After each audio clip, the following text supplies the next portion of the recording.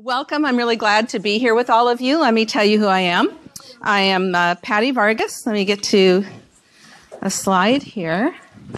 So my name is Patty Vargas. I'm a speaker, coach, and trainer, and I have my own company called the Vargas Group.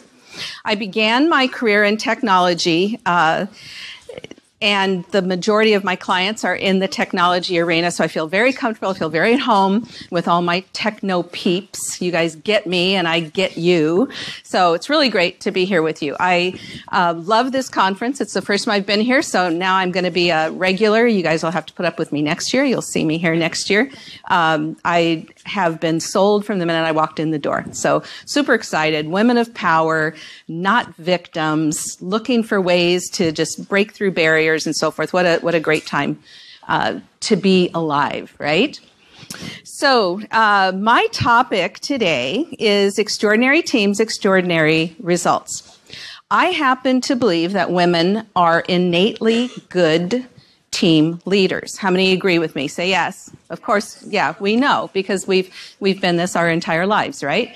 And in order to be a really good leader, I think it takes a certain skill set that goes beyond just management stuff. You can learn a lot of techniques. You can learn a lot of tools, and I'm going to share some tools with you today.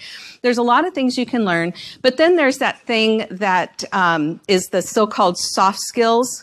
Anyone heard of those? Can we officially bury that title? I hate that word, soft skills, as if it's something, an alternative. You don't really need them. You need them desperately. And in today's changing environment, dynamic environment, whatever you want to call it, and you know the job descriptions where they say, oh, come and work for a dynamic work environment. It just means that they're changing stuff all the time, right? But in that kind of a work environment, don't we need those soft skills more than ever to be able to navigate through change, to be able to motivate people in order to empower people and get them to want to work for us and with us? Do you agree? It's a lot more than just knowing how to fill out a time card, how to approve a vacation request, how to sit in a meeting, how to run a PowerPoint. Right? There's a lot more to it than that. So we're going to look at the 5 characteristics of an extraordinary team. It takes an extraordinary leader to have an extraordinary team, and then extraordinary teams produce extraordinary results. So why teams, first of all? Why do we have teams? Well, we have teams because the job is too large for one person to do. Or there's a certain skill set that's needed that we maybe don't possess within ourselves. If you're like me, if you're an overachiever like me, you know, starting way back in high school when they introduced the concept of working in teams, I was like, oh my God, I could just do this so much better if I got to do it by myself. And then you go to college and it's the same thing. Everything is team-based. And then you go to work and everything is team-based. So if you're one of those people like me that says, I could just sit in a corner and do it by myself, just let me hammer it out and nail it out, then this course is for you. It's for me. It's been birthed out of pain. And, you know, one thing I like to say is, what qualifies me to teach people about being a great leader of teams? Well, I'll tell you why. It's because I think I'm a great leader of teams. And here's why I think I'm a great leader of teams. Number one, people that worked for me 25 years ago are still in contact with me, still call me and ask me for advice, ask me to be a referral, all of those kinds of things. So I think that's a pretty good success criteria. But about 20 years ago or so, I had a male counterpart, and I remember him telling me, you spend way too much time on all that touchy-feely stuff with your teams. So I looked at him, and I looked at how much nobody liked him. And then I looked at my teams and how much fun we were having and how productive we were. And I thought, yeah, I think I've got it down. I think I'm doing something right. So if people tell you you're spending too much time on all that touchy-feely stuff, no, you're in the right place. You're doing the right thing. So, but taking 5, 10, 12 people, putting them in a room together and saying, you're a team, no more makes them a team than me standing in the middle of my garage and saying, I'm a car. Just saying it doesn't make it so. There are characteristics that show up when you have a performing team. And some of those characteristics that we're going to look at today are trust. How high a level of trust is exhibited on your teams? This is critical to being a performing team. How well do you manage conflict? How many people love conflict here? Raise your hand if you just run into the fray every chance. That's awesome. I need to talk to you afterwards because I am totally conflict averse. And I think most Americans are conflict averse. I think somehow that's been channeled into us. But how well we manage conflict is a clear indicator of how high your trust level is on your team. What about commitment? What level of commitment are you seeing on your teams? I believe that women possess an innate ability to instill confidence and a desire to be great and a desire to commit to something bigger than themselves. I think we're very, very good at this. Courageous accountability. What this is talking about is positive peer pressure, group coaching, things that are going on within your group where it's an inward accountability that is directing the activities of the team. And then finally, self-management. To be a good leader, you have to be able to lead yourself. If you're going to lead an extraordinary team, there's some skills and some tools that we need to put inside of ourselves in order to do that. Okay, so many employee problems, I am firmly convinced, are actually management problems. And poorly managed work groups are the key reason for low productivity and low profitability.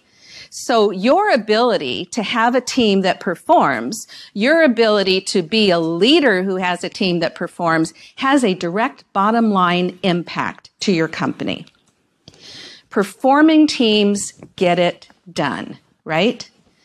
Poorly managed work groups are 50% less productive and 44% less profitable than performing teams. This ties in to your reputational risk, if you will. What kind of a reputation does your team have within the company, and what kind of a reputation do you have as a leader of that team? So, if this is a management issue, when we start seeing poor productivity and poor profitability in our teams, I think we need to start looking at ourselves. If you are managing people who manage people, start looking at that leader and see what's going on. What is the key here?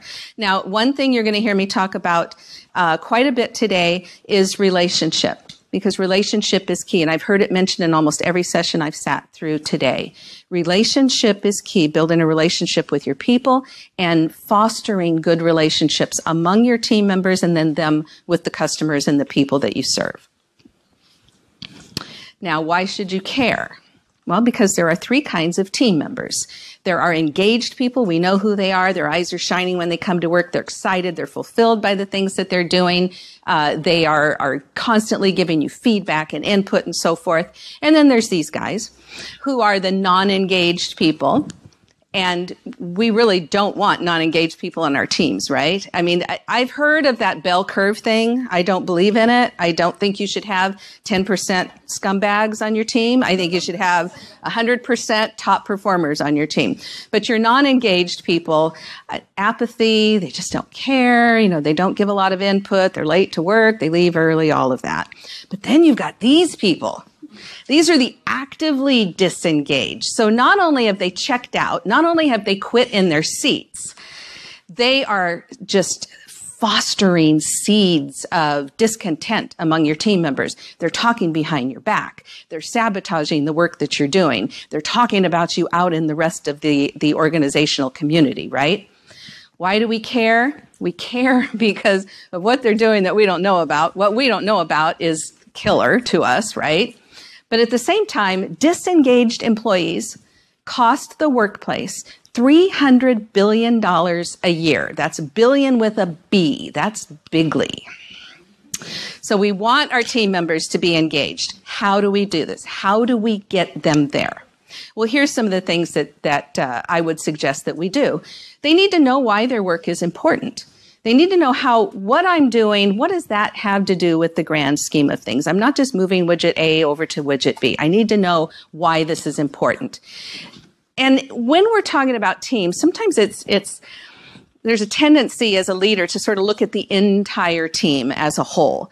But the members of the team are individuals, right? So they need to feel like they're individually valued, that you recognize the value that they're bringing to the team and so forth.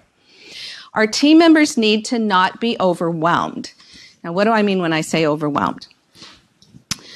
Every one of us at some time has too much on our plate, right? And that is fine. That is okay. But it's not sustainable. It's okay for a season. It's not sustainable. But even beyond how much work people have on their plate is also some of the heaviness that's around them, the organizational change maybe that's going on around them, or rumors of things that are going on. You want to be aware. You want to be tuned into that, and you want to know, are my team members becoming overwhelmed? So some barriers to extraordinary: weak leadership, interpersonal differences, self-protection, avoiding conflict, miscommunication, apathy, divided loyalties. These are all bad. They all start with weak leadership.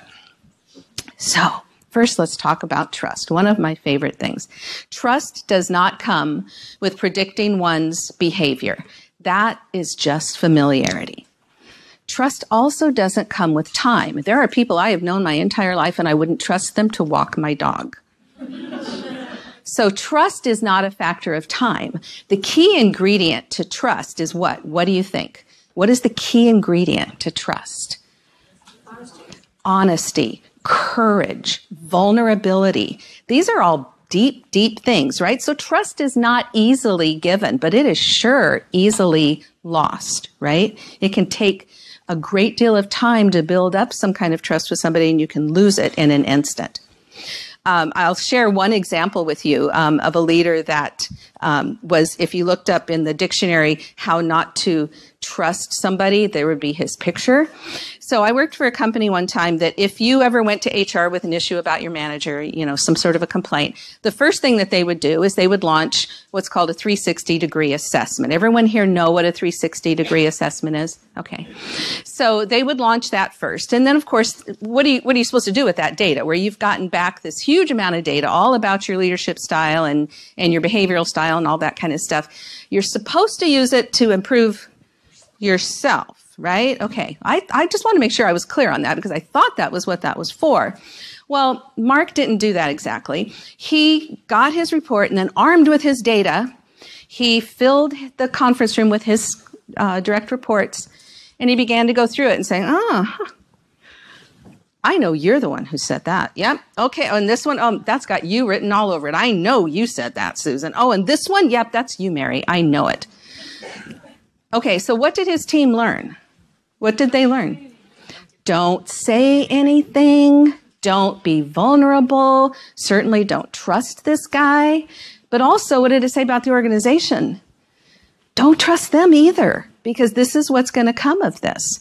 So trust is a critical component to leading people, directing a strong team. When team members trust you, and when team members trust themselves and trust one another, then they're able to navigate through change and things that come up. So teams that trust. These are some examples of things that you see when you've got teams that are trusting. They believe the best about each other instead of being suspicious. They, first begin at a good place with people. They take risk and they offer feedback. I like this, that they admit their weakness and they ask for help. People who trust are willing to say, I don't know how to do this. Can you help me? And they tap into one another's strengths. Now, can they trust you, though? Because, you are a member of the team. You may be the leader, but you are a member of the team. If this team goes down, guess what? You go down with them. Unless you happen to be a basketball coach, I'm going to tell you a story about. I'm a big NBA fan. And a number of years ago, we used to follow well, they're still around, the Sacramento Kings, but we followed them in a completely different iteration. It was a completely different team in those days. And so for Christmas one year, we gave ourselves courtside tickets to go see a game.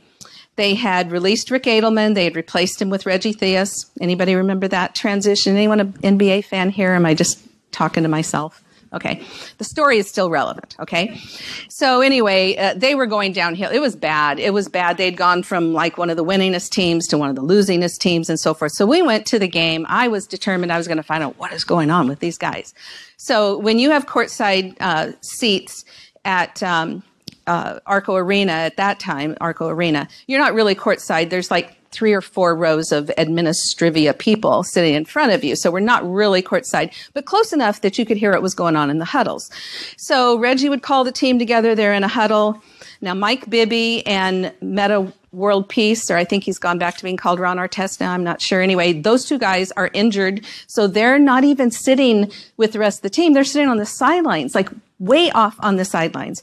So when he would call a huddle, they didn't even join the huddle. So, okay, clue number 1, there's a problem there. But as they played worse, as the game went downhill, minute by minute by minute, he would pull them together and then begin to scream at them and berate them and called them names, called them sissies, all kinds of things like that. So I take out my business card and I write on the back of my card, if you would like your team to love you, call me. And I gave it to a security guard and I said, would you give this to Reggie? And he never called me. I mean, I don't know why. I don't get it. Why wouldn't he? But anyway, he never called me. And the rest is history. They went down in flames and so forth. Next morning, we're having breakfast. Open up the paper, Sacramento Bee, and Reggie proceeds in print to kill his team. Took no responsibility for the loss himself, no responsibility at all, questioned Mike Bibby's commitment because his thumb was injured and, they couldn't play. There were a bunch of girls on the court, which I don't know what's the matter with that, but just horrible things that he said about his team. So can your team trust you? Do they know you're not going to throw them under the bus when things go bad? Do they recognize that you're a part of the team? Now, once we start the process of building trust, we have to start leveraging that trust. Now, trust is critical to being able to manage our conflict effectively. Why do you think that is? Why is trust so important to managing conflict? That's not a rhetorical question. Anybody have an idea, a thought? Because if you... They think they can say something, right? They can speak up, exactly right. Because if people don't feel safe, if they don't feel like they're in a safe environment, then they're not going to, right? Now, let's look at some of what good conflict is. Conflict is okay when it's all of these things. Productive conflict is the best way to produce the best possible result in the quickest period of time. Okay, I'm going to say that again. Productive conflict is the best way to produce the best possible result in the shortest period of time. When trust is high, team members are able to discuss and resolve things, and they move on without hard feelings, without any kind of collateral damage. Teams that avoid conflict sometimes do it because they think they're saving face, they're trying to not hurt people's feelings, all of these other blah, blah, blah reasons why you don't address, the elephant in the room. A lot of times what it means is they just don't care enough to get involved, which is a very, very bad sign. But what happens is you just end up stuffing down resentment against the other person, and it comes back around. It comes around, and it comes around usually at the least time that you can afford it to happen. Things, some small thing will blow up into a big thing right when you can't afford to have it happen. So things just come back around. Now, it's natural for people to feel discomfort around conflict, even when we are focusing it on issues and not personalities. I mean, if somebody disagrees with your idea, it's natural to feel some degree of personal rejection. Do you agree? Now, imagine a continuum, though, where let's say on this side is artificial harmony, everybody's getting along, it's kumbaya and Ben and Jerry ice cream time. And then way over here is nasty, contentious personal attacks. Well, we don't want this and we don't want this. We want something right in the middle, right? Where we are leveraging the trust that we have with one another, where we're putting real issues on the table and we're discussing them in real time. When trust is high on teams, they don't shy away from putting issues on the table because they think too much of one another to do that. If you avoid conflict, it comes back around. Now, as an extraordinary leader, the way that you manage through conflict is that you prepare for it. You expect that it's going to happen. Do you guys ever have conflict on your teams or in your work groups, or is it just me? Okay, I just want to make sure. So if you are able to prepare for it, expect it, have some kind of a game plan, work with your team on what are our ground rules around conflict, how are we going to engage with one another and involve them in that, then you can diffuse the disruption and the chaos and the impact that happens when conflict does rear its ugly head, because it will. Another thing as a leader is recognize if you see a lot of conflict going on in your team, that whatever is going on might be a symbol of some unmet need. Maybe there's something that you have neglected. Maybe they've been working too long and too hard at something without any recognition, without any break, any kind of fun happening. So bear that in mind. This is also your responsibility as a leader. So these are the things you should do. Prepare for it. Create a safe environment. Don't tell people that you want them to speak up and name an issue and then berate them for it in the meeting, or let somebody else do it. You have to create a safe environment and then reinforce that. And then the other thing is group responsibility. You are not their mommies. You are not the babysitter. You are not the Girl Scout leader or, Cub Scout leader, whatever your team is made up of. It's not your responsibility to fix everything. So let the group do a little bit of that conflict management. Okay, third attribute of an extraordinary team is commitment. And when team members are able to engage in healthy conflict, and when they're able to tap into one another's ideas and get the best ideas, then they're able to commit and buy into a decision. So commitment is a function of two things. It's a function of clarity and buy-in. If they feel like they've been heard, if they feel like all of the needs have been put out there and listened to, they're more likely to buy into it. As the leader, you cannot walk into the room, plop a bunch of stuff on the table and say, this is what we're going to do now, buy into it and get on board. That's probably not going to happen. The more discussion that can occur around it, within reason. I mean, I know business and so forth, but within reason, getting everyone's ideas on the table, or at least giving them an opportunity to voice an opinion or a concern about whatever the decision is that the group has to make, goes a long way to getting their buy-in. You don't have to agree with the decision to buy in. You don't have to agree with it to support it. But I do have to think that what I thought was heard, that it had some weight, it had some credence. Intel calls this disagree and commit, where you've had a chance to voice your thoughts, your concerns, and so forth. Now, two things war against commitment: the need for full consensus and the need for complete certainty before we'll move forward.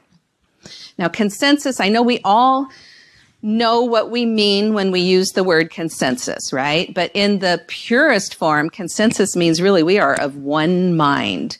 We all have the same idea.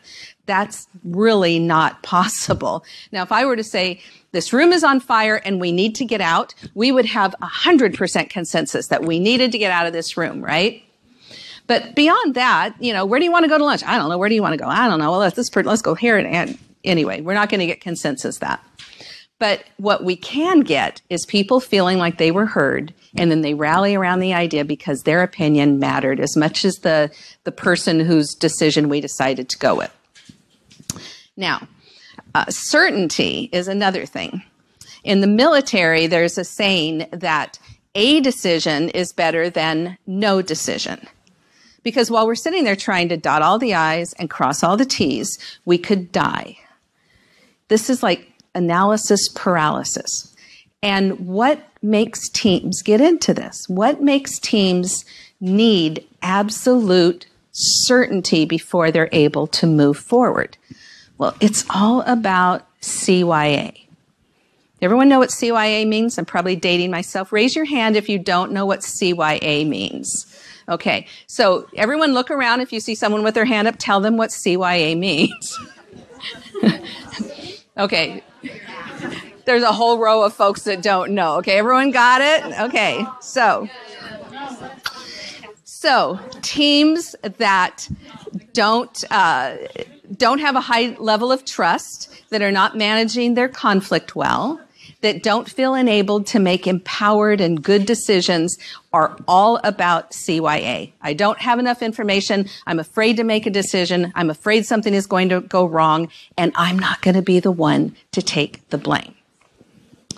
But extraordinary teams don't get into CYA activities. We're not concerned about that.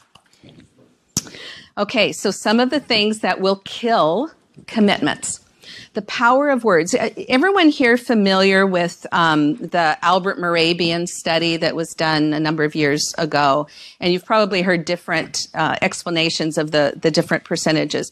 But basically, and we talk about communication modalities. Now, I'm standing in front of you so you can see me, you can hear me, you can see my facial expression, I can see you. We are communicating with all modalities present, correct? Now, when we're talking that way, what percentage of my message do you think you are really picking up? What percentage of my message is being conveyed to you by my body language? Any guesses? 60, 50? Okay, good. Now, what about the tone of my voice? It's like, good job, or good job, right? What part of my tone of my voice do you think is conveying the actual message? 20, 30, 80. Okay. What about the actual words that I use? Low, really, really small.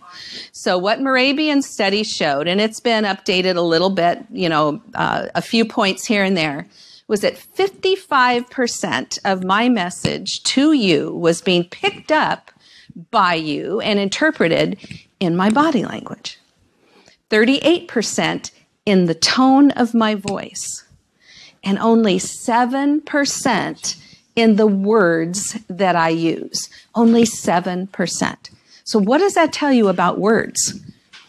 They're powerful, right? What does it tell you about our electronic age of communicating? We do everything through email, through text message. We have to. You're losing a lot of the message if you're not careful. So when you're writing that email, if you don't want to go back through that constant 14 threads on an email trying to clarify what you really meant, then think about what it is that you're saying. I'm going to digress here for just a minute just because I must, and I feel like I'm among my people. When people talk about alternate facts, and they say it doesn't matter what was said, it matters what was meant. I have a problem with that because I think the speaker, the person sending the message, has a responsibility to make sure that it is sent the way you intended it to be received. So I don't want you to have to sit there and filter through 9 million things that I could have meant before you get the message, right? So anyway, that's a sidebar. That was free. I just threw that in there. So other commitment killers, contagious beliefs, you picking up on somebody else's vibe. This is not your personal bias or your personal view, but you get contaged by it, if that's a word. I just made it up. Then there's victim speak. What does victim speak sound like? It's all about winners and losers. I can't. It's not my job. They won't let me. It's their fault. They never. It's just, right? That's victim speak. Those are commitment killers. So when you hear this kind of language, your antidote to that is the 3 R's. The first is realize. Recognize that this is a victim speak, downward spiral conversation, somebody else's bias, somebody else's belief. First, you recognize it. Second, you refrain from the conversation. You know, you're in the lunchroom and Debbie Downer has just started in on the latest stupid thing the company has done, and you refuse to engage in the conversation. Normally, a conversation will die if it's only one-sided, but sometimes they persist and they go on and on and on. So your third R is redirect. What would you like to see happen? What do you think we should do? What would you do if you were in their shoes? And a lot of times the answer is, I don't know. I just wanted to bitch and moan. And that's fine. People need to do that, you know, but try not to engage in it. That's a commitment killer on your team. I believe you should always reinforce commitment with fun. My team's always had a lot of fun. I think that's why they enjoyed working on the hard projects that we did. We tried to have a whole lot of fun. These are some of my favorite business quotes. There may be 50 ways to leave your lover, but there's only 4 ways out of this airplane. Okay, founder of Southwest Airlines. Only when the tide goes out do you discover who's been swimming naked. Warren Buffett. There are just too many people at work with tight underwear. Ken Blanchard, leadership guru. Now, these are business people. These are people who understand business, and business is serious, right? There is no room for fun in business. No, I don't believe that at all. And clearly, neither did they. I fly a lot, and I really want that pilot to like his job or her job. I want them to get into that cockpit and be so excited to be there and not think, oh, this is a good day to go down with 250 people on the plane with me. Now, this last one, let me tell you the story about this one, the story behind this one. So let it sink in a minute. I think it's wrong that only one company makes the game Monopoly. Stephen Wright, not a business guy, he's a comedian. Well, he's probably a brilliant business guy. But a team that I managed at one time, oh, how's that? Does that work? Does that look good, you guys? Do you like that? You want to take it off? Yes. Thank you. Don't wear that. Okay. So a team I managed one time, I introduced this idea to them of conversation starters.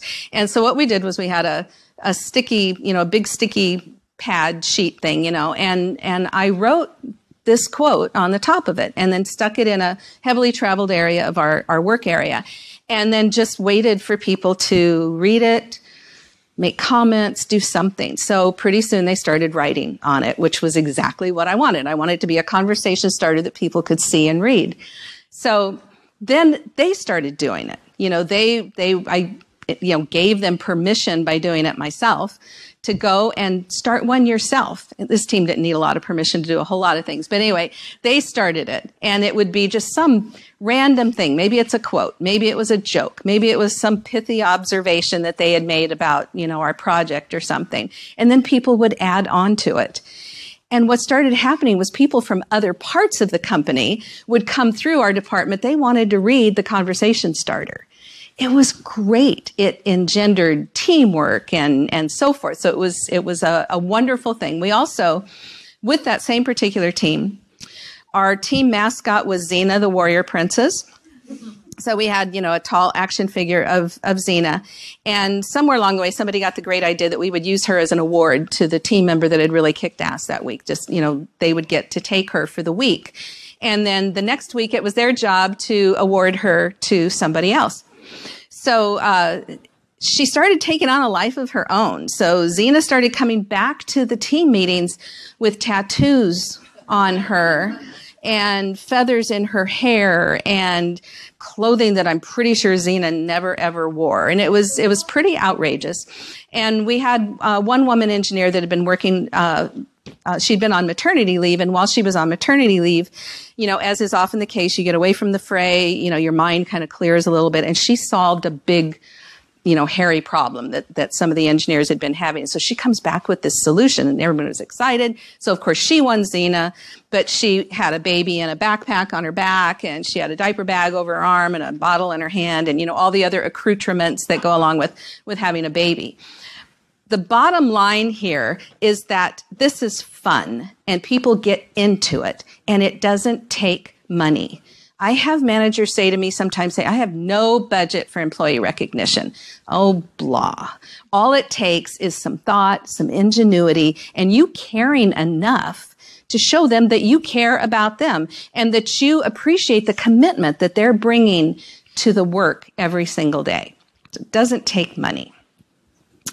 Okay, fourth, courageous accountability. It's really hard to hold people accountable for something that was never made clear or that they never really bought into, which is why that whole previous thing about clarity and commitment is so important. But when we're walking in trust, when we're not allowing conflict to derail us or divert us from the thing that we need to do, when we're moving forward in clarity and commitment, accountability is the natural outflow from that. It just comes naturally because we have each other's back. Accountability is not blame. When I hear people use those words interchangeably, or when they say, who has to be held accountable for this? You know what it means is, who am I going to blame for this? I worked for a CIO one time that told me, he goes, where is she? Where is she? I want to know. You're the one throat to choke. That's not accountable. You're the one throat I'm going to choke when something goes down. I mean, how empowered did I feel, right? I threatened a little bit, right? So it doesn't mean blame. It is the highest expression of selflessness that you will ever see on your teams, because people care more about the work. They care more about the team. They care more about the finished product than they do their own self-interest. And they don't want to be the one to let anybody down. So they have that difficult conversation. Superficial conversations are very expensive. Like I told you, they will come back around. They meet the standards and the expectations that the team has set, not that you have necessarily set or that the company has set, but what has the team set as far as expectations of one another. And then they use positive peer pressure. Let me tell you about positive peer pressure. I am a huge believer in this. Anyone who's ever been a kid or gone to high school or had a kid who's gone through high school, you know that peer pressure is bigger than education, right? My kids, they're all grown now, but all of them were educated on the evils of smoking from the time they were in preschool. All three of my kids at one time or another in their lives smoked. And I would say, what in the world? I mean, you've been educated, you know, but peer pressure is a very strong motivator. It really directs people to do things that maybe they wouldn't do. So if we can harness that and call it positive peer pressure, then wow, we're really doing well, right? So positive peer pressure on your teams is a huge motivator. I'll tell you a little bit more about that in a minute. So these are some empowering actions. There they are. Here's some empowering actions: collaboration, flexibility, and consistency. So what I mean by that is that you have standards on your team. You have standards that you have set for behavior. Obviously, the company is going to have standards for performance and so forth. And that you are flexible in some of those things, but that you are also consistent in the way you apply that flexibility. Does that make sense? So you can't let somebody skate for something and then turn around and punish someone else for the exact same thing. So it's good to be flexible with people. Rules are meant to be stretched and amended as necessary, but you have to be consistent about it. And then unwavering support of the team, knowing if they know that you have their back all the time, it's a great motivator for them. And then distributed decision-making. Pull them into the decision-making as much as possible. Empowerment and accountability go hand in hand. You can't hold somebody accountable for something if you never empowered them to do anything about it. And I believe that empowerment is an outside job and accountability is an inside job. Now, these are some not so empowering actions. Weak leadership, there it is again, the worst possible thing. Dishonesty, micromanagement. Doesn't she look like she loves her job? She look like she's ready to just go the extra mile? the 3 Ps. What I mean by the 3 Ps: process, procedures, and policies. Are you killing your people with processes or procedures that are no value add whatsoever, but somewhere there's a checkbox that has to be checked? So, just can that stuff. Don't kill people with those things. Coalitions and alliances, those are very, very bad. If you are building alliances and coalitions with people that work against your team, that's not good. If you see that happening within your team, equally not good. And then taking credit for others' work and success. The last real manager that I had used to do this all the time. He would ask me to make slides for him to go into some meeting, and then he would go in and use my great ideas as his own. Yeah, not very empowering. Okay, now our work is linked to the strategy, but how about it being linked to me? Okay, what are the things that make what I'm doing so important? How is what I'm doing tying into the overall good? So how do you communicate what your vision is? So one, paint a picture of the future. Let them know what the future looks like. And I'm not talking about mission statements. I'm talking about success statements. What would success look like? If we're able to do this, what is success going to look like? And then how would you know that your team members got it? How would you know that they got it? Their meaningful contribution. Tiny things add up to the greater whole, right? So what they may think is a tiny thing and not important, the bigger whole couldn't be accomplished without it, right? And then communicate in terms that they can relate to. Executive wants and needs are not the same as employee wants and needs. So be careful that you're not talking about market share or stock prices. It's not that they don't understand that. All of us understand that, and we understand why it's important. It's why we have a job and so forth. But at the same time, when you're trying to get them to understand why their work is meaningful, communicate in a way that they can relate to. And then finally, listen back. What I mean by that is if you have an idea, you have something you want to communicate to them, communicate it and then shut up and listen. You can learn a lot more by getting their feedback on what your idea is, and you will both grow through that experience. So accountable teams are comfortable in questioning one another's activities. This goes back to having high levels of trust and commitment. They are comfortable in this. It's open, honest inquiry. They're not defensive. They're not feeling like they're being challenged about the things that they're doing. One thing I want to say is that accountability is not the manager's job. It's not just the VP's job. It's not the division head's job. It's not my job. It's all of our jobs, right? If you can reinforce accountability within the team, where the accountability is driving the behavior of the team, you have hit a home run. So when I mentioned about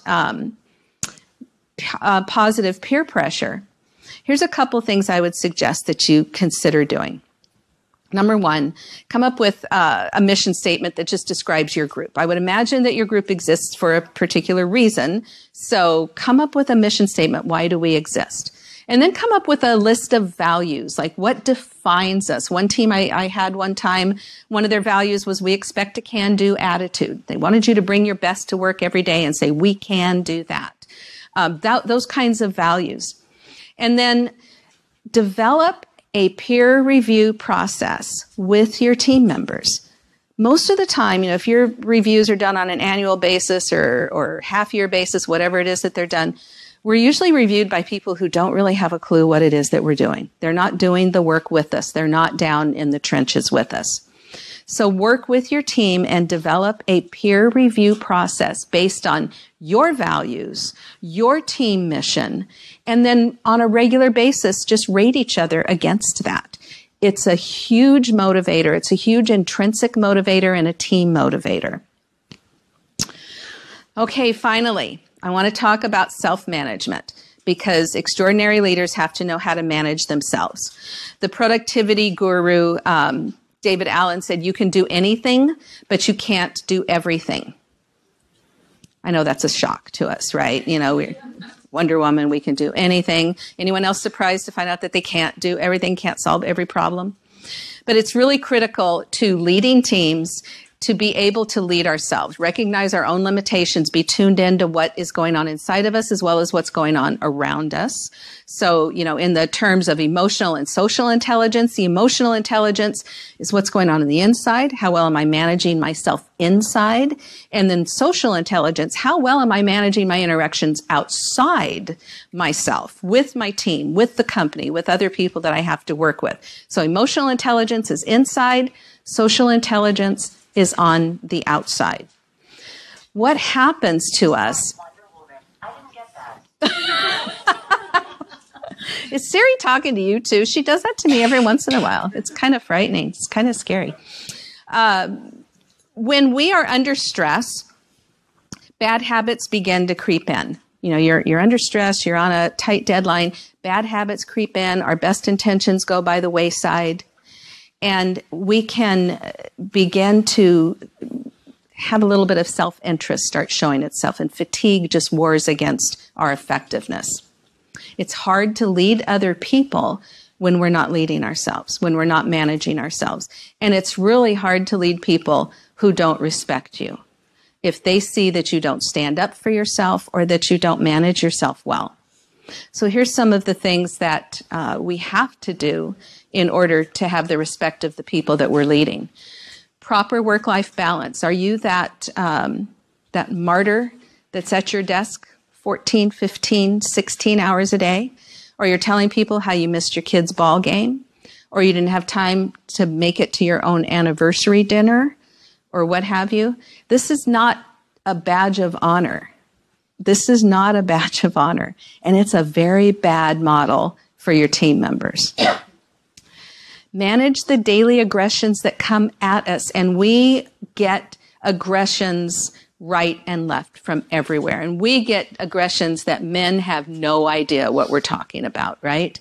So there's just all the normal daily crap that goes on. And then there's the aggressions that women uniquely have to deal with. And we'll talk about those in just a minute. You have to resist the victim stance. You can whine to your team, this is going on, they cut the budget, they shortened the schedule, but you can't stay there for very long. I mean, your team members can feel sorry for you once or twice, but if that becomes the consistent relationship that they just feel sorry for you, you've lost their respect. So you have to avoid falling into that victim stance. And then you have to learn how to respond instead of react. If your only response to everything is a knee-jerk reaction, then it's going to be very bad for you and very bad for your team and very bad for your reputations. There's that reputational risk again. So taking the time to be thoughtful about it and know what is your response going to be. So how do we deal with some of those aggressions? And most of those aggressions come in the form of people. So remember I said earlier, it'd be so much easier if we could just do this without other people, but unfortunately they are all around us, right? And there are those micro aggressions that go on around us all the time, in addition to all the other stuff that everyone else has to deal with. And I'm talking about, those little things like sexist language and stereotypes and the wage gap and mansplaining. Anyone know what mansplaining? I love that word, mansplaining. What's it mean? Being explained to? Yes, some man explaining to you, little lady, something that you are clearly well versed in, right? Mansplaining. I just love that word. I'm going to tattoo it on myself. And gaslighting, you're just overreacting, you're taking it too personally, blah, blah, blah, blah, blah. So because we established earlier on that for most of us, except for a couple of people over here, we don't really like to deal with conflict very much, this is an area you cannot run from this. You have to deal with this. We're going to put on our big girl panties and we're going to talk about the things that we need to do. So first, don't tolerate interruptions.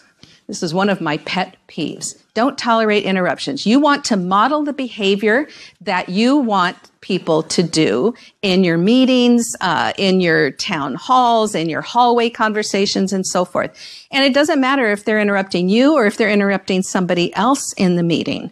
Call them out for it. You just say, if they're interrupting somebody else, say, excuse me, Sam, I don't think Mary was quite finished talking. Go ahead, Mary, you've got the floor.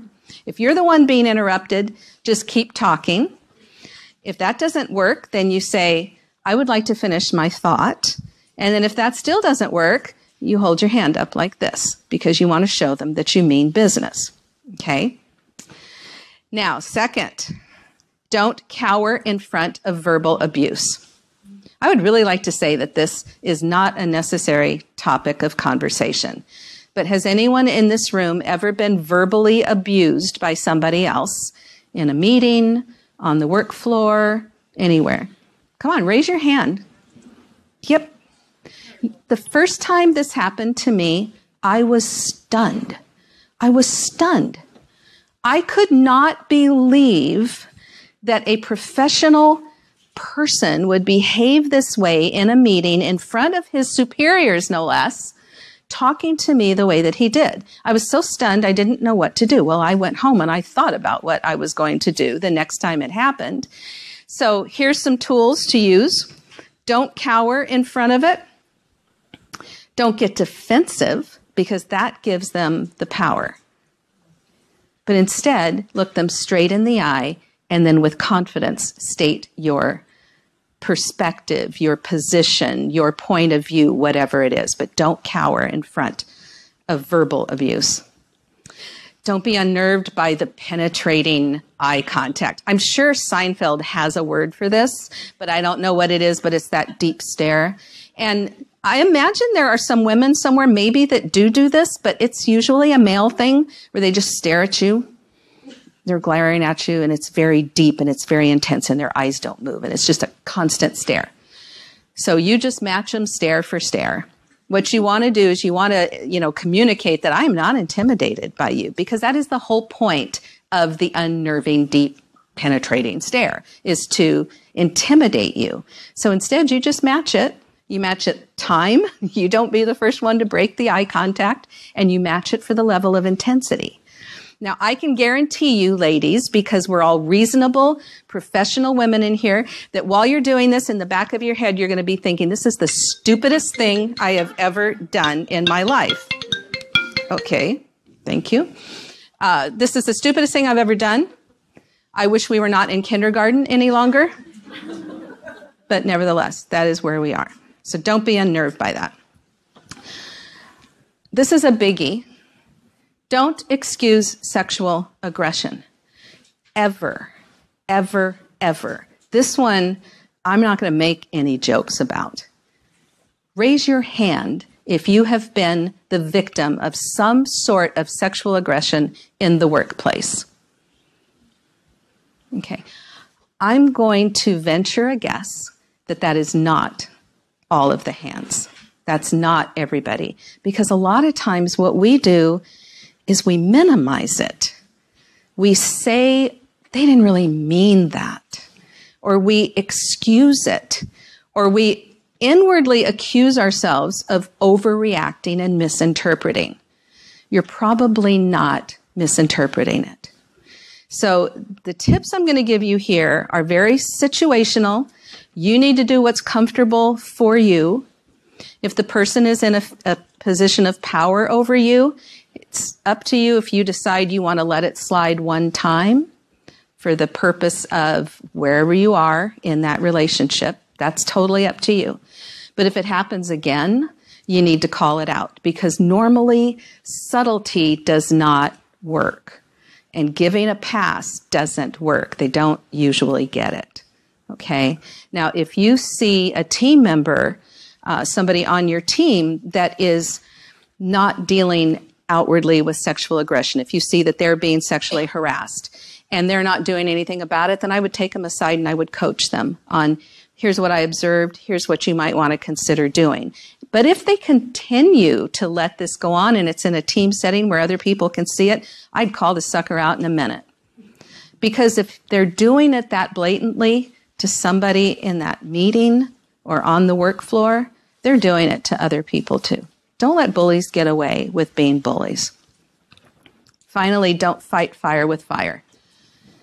Don't match aggression with aggression. You will not win. We saw this in the debates. How many debates do you have to see? How many times do you have to see men and women go up against each other in any kind of a conversational or business or any setting, right? You say something, they say something, you say something else, and suddenly you're shrill. Gosh, she's so emotional. You are really am I right? So don't fight aggression with aggression. Don't fight fire with fire. That's not a battle you can win. Instead, you just take a deep breath. That's a huge tool. Use it every time you want to, anytime you want to. Just take a deep breath, center yourself, let all that noise pass over you, and then continue to speak with confidence and clarity in what it is that you believe. It's just as important to model how we handle the things that are outside of our control. And I believe wholeheartedly in the Serenity Prayer. It is not just for 12-step programs, but it is a mantra for life. So, what are the things that I can't change? Remember the Wonder Woman thing? What are the things you can't change? Accept it and say, I can't do anything about it. Put it on the parking lot, put it on a back burner, and let it go. Forgive yourself for not being able to solve all of the world's problems. Then, the things that I can change, what could I do? What could I reasonably do? And that's the key word there. What could I reasonably do to change the outcome of this situation? And then finally, wisdom to know the difference. Give yourself some grace. Give yourself some space. If you've made a decision, trust your own wisdom and stop rethinking it over and over again and beating yourself up for not being able to fix everything. Okay, I want to allow a little bit of time for some questions. So my question to you is, now what? Here's some things I would suggest you might do. Is start looking at your leadership abilities and the things we've discussed today. How am I doing in establishing trust on my teams? Is there something I need to do to reinforce that trust or increase that trust? What about managing conflict? Has my conflict management plan to date been prayer? That's not a very good conflict management plan. Or is there something that I need to work with on my teams? How do I build commitment and accountability? Is there something that I'm falling short in there? And then consider your self-management. You know, this idea about self-management is an ongoing thing. How many of you make a New Year's resolution that sounds something like this? I am not going to work so much this year, right? So it's an ongoing thing. We find ourselves having to revisit it over and over, and that's okay. It doesn't matter as long as you're continuing to revisit it and come back and make some improvements there. So I would like to hear from you, or I would like to hear some questions. We have 5 minutes. We have 4 minutes, I believe. What did you hear today? Now the slide says, what new thing did you learn today? But C.S. Lewis said, most of us don't need to learn anything. We just need to be reminded. So I doubt that anything I said to you today was earth-shattering. I imagine instead what it was you went, oh yeah, I knew that. I knew that last Wednesday before my project went to crap.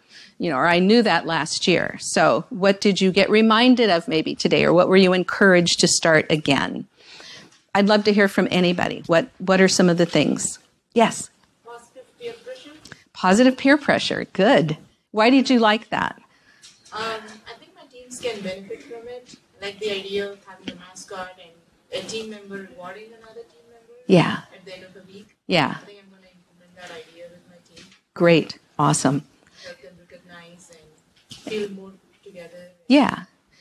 People are a lot more forgiving of people that they have relationship with. And I'm not saying they have to all be buddies, but they are a lot more forgiving and accepting of people that they have relationship with. So, good. Yes? I like the part where you said you're not their nanny, you're not their mom. Yeah. You cannot change people, Yeah. but you can influence and work around that. So I would take it to the appraisals. The whole purpose of our appraisals are lost. When the person receiving it right away thinks, this is not me. Yeah. My manager doesn't get me. Mm-hmm. You just created distrust Mm-hmm. and you just corroded the belief in management Yeah. for that particular employee. Right. So positive reinforcement is what I would take from here. Perfect. Avoid negative words completely. Would I say the same thing instead of saying you are bossy? Would I say this person has shown resilient leadership skills I'm working on that. Yes. Yes, we're not bossy. I just have better ideas. Okay, any other thoughts? Anybody else pick up? Yes. I thought when you avoid conflict, it comes back around. Mm-hmm. I think, tackling the first time, Right. not trying to avoid it or making it seem like it's not important. Mm-hmm. So I think we really have to kind of work it out. Yes. Because eventually, that someone would become very resentful, Mm-hmm. Not productive, Mm-hmm. you won't get the respect. Right. So, Right. So I think it's just. Yep. Good. That's good. Conflict will come back around. The thing you don't want to face will come back around if you don't face it. So you're going to face it either now or when it's a big, hairy mess. So, any others? Yes. I like what you said about courageous responsibility. Uh-huh. That it's the highest expression of selflessness. Mm-hmm. Because there is too much talk of that one throat to choke and Yes. blame and turning accountability into blame. Yeah. When it's really very honorable and noble. Awesome. That's good. You can quote me on that too. Okay. Okay. And thank you very much for your time. I appreciate your questions. I appreciate your time. This is me. And I am a coach. That is where I primarily make my living. And I would like to offer to any of you here today that are interested a free 30-minute complimentary coaching session. So just come up to me afterwards. I'll give you my business card and we can make contact. That's my LinkedIn connection too. So I would love to connect with you on LinkedIn. Thank you, everybody. Appreciate your time.